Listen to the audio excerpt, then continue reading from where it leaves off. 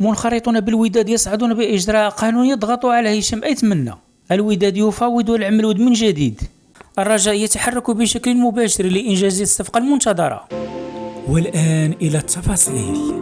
منخرطون بالوداد يسعدون بإجراء قانون يضغط على هشام أيتمنى. أقدم 130 منخرط على إجراء قانون غايته الضغط على رئيس النادي الوداد الرياضي هشام أيتمنى من أجل عقد الجمع العام للنادي. وأكد مصدر لموقع سيت أونفو أن 130 منخرطا وقعوا يوم الاثنين على وثيقة رسمية تعكس رغبتهم العميقة في إجراء الجمع العام. وتابع المصدر أنه تم إرسال هذه الوثيقة بشكل استعجالي إلى رئيس النادي هشام أيتمنى عبر مفوض قضائي في خطوة قانونية تحمل في طياتها دلالة قوية على تطلعات الأعضاء نحو إحداث تغيير جذري للفريق الأحمر.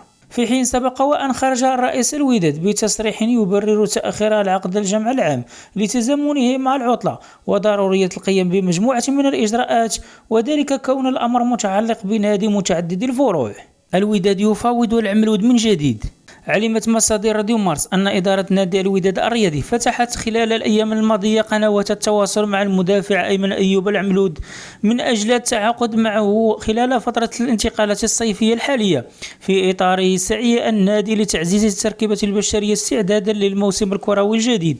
وبحسب المصادر الموقع فإن المفاوضات بين الطرفين لم تكلل بالنجاح إلى حدود اليوم، بعدما تعثرت بسبب المطالبة المالية المرتفعة التي اشترطها اللاعب للعودة إلى القلعة الحمراء. يذكر أن العملود خاض مؤخرا تجربة احترافية قصيرة في الدوري الإيراني لم تدم طويلا ليصبح بعدها لاعبا حرا، وهو ما دفع الوداد للتفكير في استعادته نظرا لما ركمه من تجربة سابقة مع الفريق سواء على المستوى المحلي أو القاري.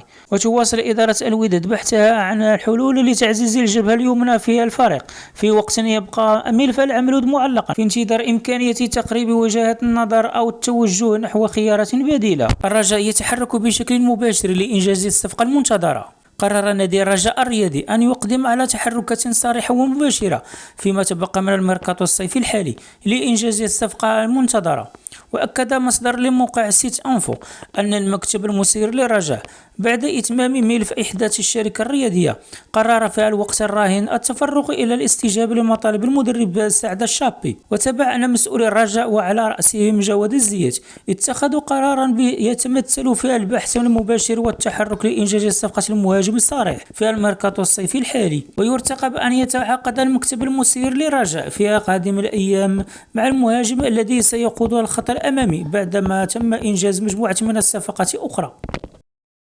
ولو وصلتي حتى لهنا لا تنسى دعمنا باللايك والاشتراك في القناة ليصلك كل جديد.